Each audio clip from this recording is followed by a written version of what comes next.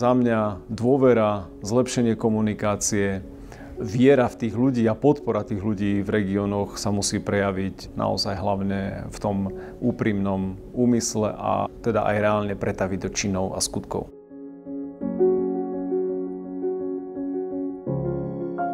Po takmer 10 rokoch od založenia našej miestnej akčnej skupiny Dolný Liptov môžem hrdo povedať, že sme dokázali pekné veci, dokázali zrealizovať naozaj pekné projekty, združiť komunitu, ktorú zastrešujeme, ale na druhej strane je tu ešte ďalší obrovský potenciál, ktorý tu máme, hlavne v tom ľudskom kapitáli, ktorý sa vytvoril.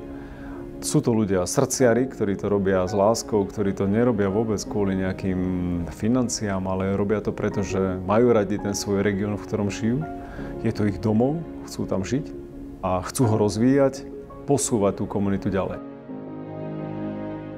Pokiaľ sa štát bude naďalej správať takto macožsky k týmto ľuďom, a teda aj k miestnym akčným skupinám a celkovo iniciatíve LEADER ako takej, tak som presvedčený o tom, že to je cesta zániku akéhokoľvek rozvoja vidieka, akéhokoľvek rozvoja regiónov.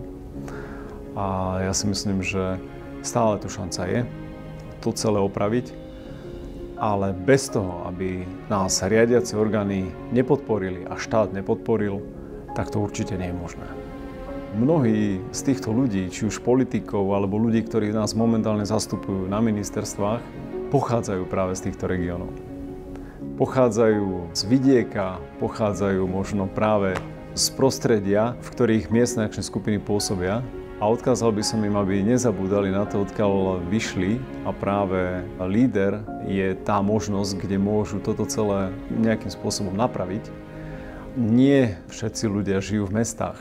Takmer polovica obyvateľstva žije stále na tom našom vidieku a je naozaj veľmi dôležité, aby začali sa správať zodpovedne aj k vidieku, k tradíciám, ale aj k tomu, čo vidiek ponúka v podobe ľudí a ľudského kapitálu, ktorý v tých regiónoch a na tom vidieku je.